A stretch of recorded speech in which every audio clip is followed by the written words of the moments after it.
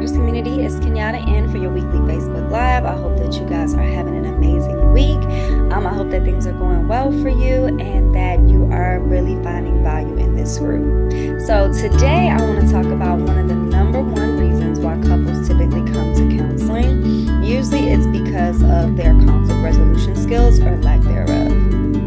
So one thing I like to teach a lot of the couples that I work with is conflict is inevitable in your relationship, but a lot of times it can make or break your relationship. And if you have been in a relationship for a while, if you have been in conflict with your mate, you know exactly what I'm talking about. So I work with couples every day to kind of help them improve their communication styles, grow in their intimacy, rebuild their trust. But conflict is definitely one that I like to touch on with the couples that I work with. They may come in with all sorts of problems, but for me, conflict and touching on how you and your mate fight is strictly something that all couples need support in, oftentimes, because we all have different conflict management styles.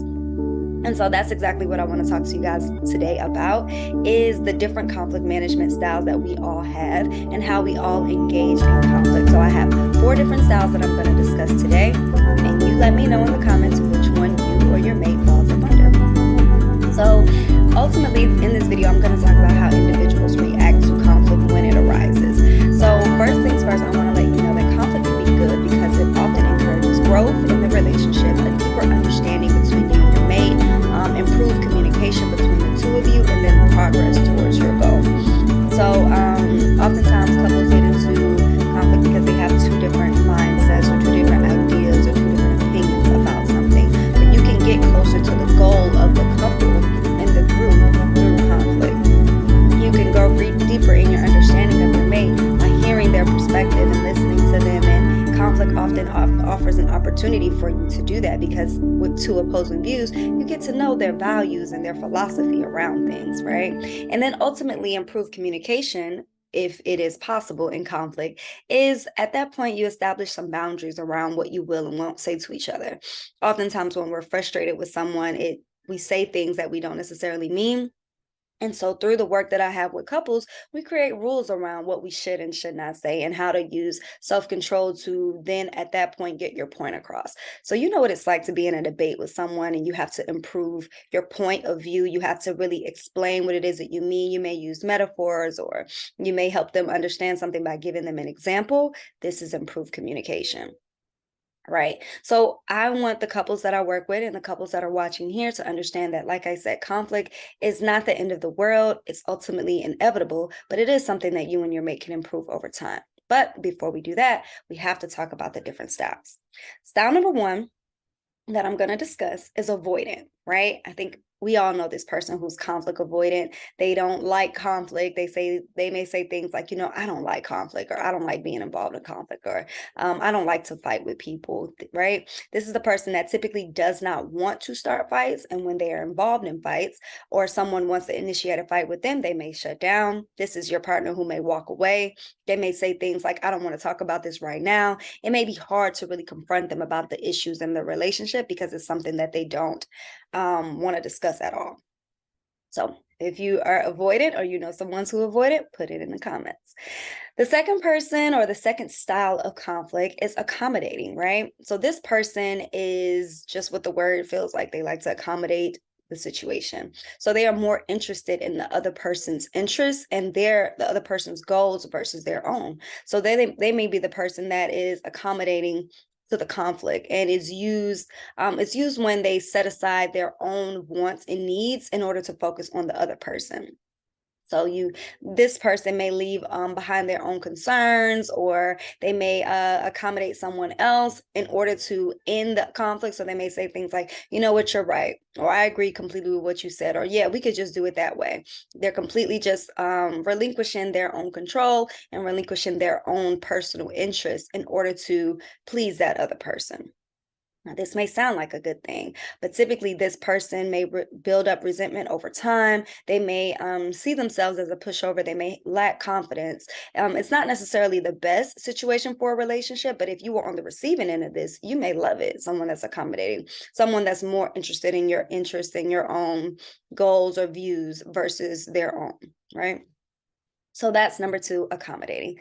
The second one is the one that I see quite often when I'm working with those couples that continuously get into arguments and have a hard time resolving their conflicts and moving on. This is the competing style. So this means that both people are pushing ahead in their own mission and goals with no concern for the other person in the conflict at all. So if you're a competing person, you are more interested in what you have going on and what you want and your desires versus the other person. And when I find a couple where both of them have this style, conflict arises a lot. And so they ignore the needs of their partner, right? And when you have two people that are ignoring the needs of the other person, typically those relationships don't last or they're miserable. So you know what it's like to compete with someone around a conflict, right? They're not listening to you, you're not listening to them, and ultimately you guys get nowhere. So that's the competing style. And the last style that I'm going to discuss today, number four, last but the most, so not the least, but this is the one that I like to encourage couples to really embrace, is the compromising style. Hear me out. So, the compromising style is more focused on achieving a reasonable middle ground, something in the middle, something where we both can be happy or we can be at least satisfied with the results. No one is walking away feeling cheated. No one is walking away feeling like they've been taken advantage of. No one is walking away feeling like they weren't heard, right? So, this is just the joint decision making that I work with couples on, right? How do we get to a place of you both finding a solution that works well for you both? So with this style, neither one of the party has gotten exactly what they want, right? One person may say they want to do this, the other person may say that they want to do that. Neither one of them necessarily get that. But neither party is completely just jaded. They have something that they feel like, okay, well, I didn't get exactly what I want, but this works well for me and this works well for you, so I'm good with that. So a lot of times, like I said, I like to help couples to get to a place of feeling like they are in that compromising style of, okay, well, you get some of what you want and I get some of what I want, and we're both happy and we're able to walk away feeling like we didn't have to necessarily win. I didn't win, you didn't win, but we both did. So it's more of that joint way of thinking about conflict, and it's more of that joint way of really operating in the relationship. So, guys, I'm just going to do a quick review of the four conflict styles that we discussed here. So, avoidant, accommodating, competing, and then compromising, right? So, put in the comments which ones you think that you are, or that your mate may be, or where you guys may be in your conflict style and how you guys are able to resolve at this point, or if conflict is truly breaking your relationship. So I want to give you guys some support before I go. If you are ready to break the cycle of constant arguments and learn the tools that you need in order to divorce proof your marriage or ensure that your long-term relationship remains healthy, we are having a webinar coming up on the 25th of May at 7 p.m. where I'm going to be providing you with 5 communication styles that are going to be useful for those couples that are finding themselves fighting about the kids, fighting about the laundry, fighting about household chores, fighting about their finances, whatever it is that you are fighting about and you're finding that you can't find a solution, come to this webinar to get some more tools about how you can be a better communicator and ultimately how you can teach your mate how to do the same. My suggestion is that both of you come so that you can get something from it. But if only one of you comes to the webinar, it's going to be fine because at that point you get the tools and then from there you can pass them on to your mate if they're willing to learn. All right. So, guys, thank you so much for watching. If you have any questions or concerns, let us know in the comments. And if you found this video useful, let us know. Also, whatever conflict management style that you find that you have, I would love to know what one you identify with. And if you didn't identify with any of them, let me know. I'll do another video on the other ones as well. All right, guys, talk to you soon. Bye-bye.